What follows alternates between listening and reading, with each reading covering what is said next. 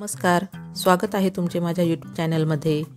आज मी बनवणार आहे सोया पनीर। हे बनवायला अगदी सोपे आहे। वाटीभर सोयाबीनपासून वाटीभर पनीर, तेही अगदी मऊसूद व पौष्टिक। ज्या लोकांना दुधाचे पदार्थ चालत नाही त्यांच्यासाठी हा उत्तम प्रोटीन पदार्थ आहे।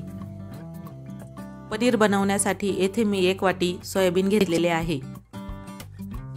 ते 4 ते 5 तासांसाठी आपल्याला पाण्यात भिजवून घ्यायचे आहे। थोडे थोडे पाणी वापरून चांगली पेस्ट बनवून घ्यायची आहे। याप्रमाणे सर्व सोयाबीन मी दळून घेतलेले आहे। तयार झालेल्या या मिश्रणामध्ये जवळजवळ 3 ग्लास पाणी घालून घ्यायचे आहे।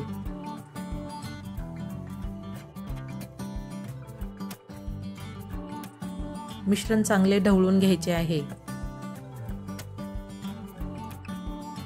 हे मिश्रण आपण सुती कपड्याच्या साहाय्याने चांगले गाळून व पिळून घेणार आहोत। असे केल्यामुळे सोयाबीनचा चौथा बाजूला होऊन आपल्याला दूध मिळेल।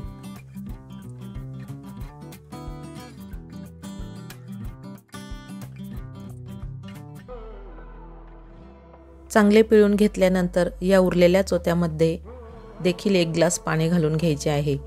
तेही चांगले ढवळून घ्यायचे, त्यामुळे त्यातील राहिलेले दूध मोकळे होईल।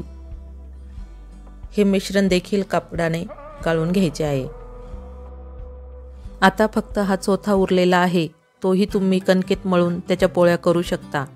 त्याही अगदी पौष्टिक होतात।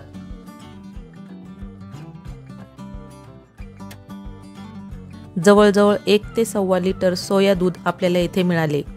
ते आता मध्यम गॅसवर उकळी येईपर्यंत तापवायचे आहे।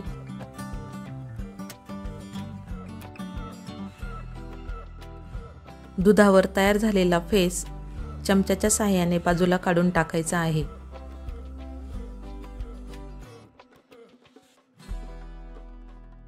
येथे मी दुधाचे पनीर बनविण्यासाठी 1 चमचा लिंबू पावडर पाण्यात विरघळून घेतली आहे।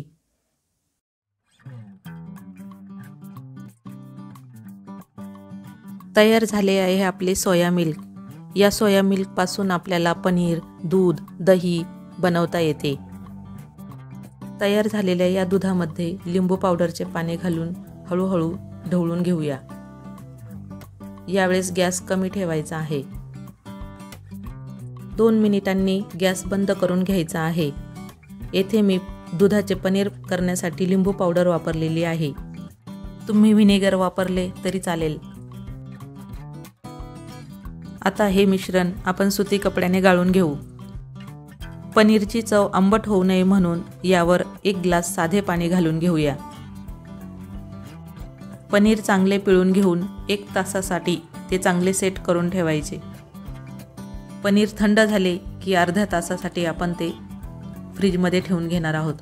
तयार आहे आपले सोया पनीर। या पनीरपासून तुम्ही कुठलीही रेसिपी बनवू शकता।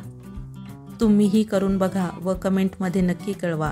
अशा झटपट व सोप्या रेसिपी पाहण्यासाठी माझ्या चॅनलला लाईक, शेअर आणि सबस्क्राईब जरूर करा। भेटूया पुन्हा नवीन रेसिपी सोबत।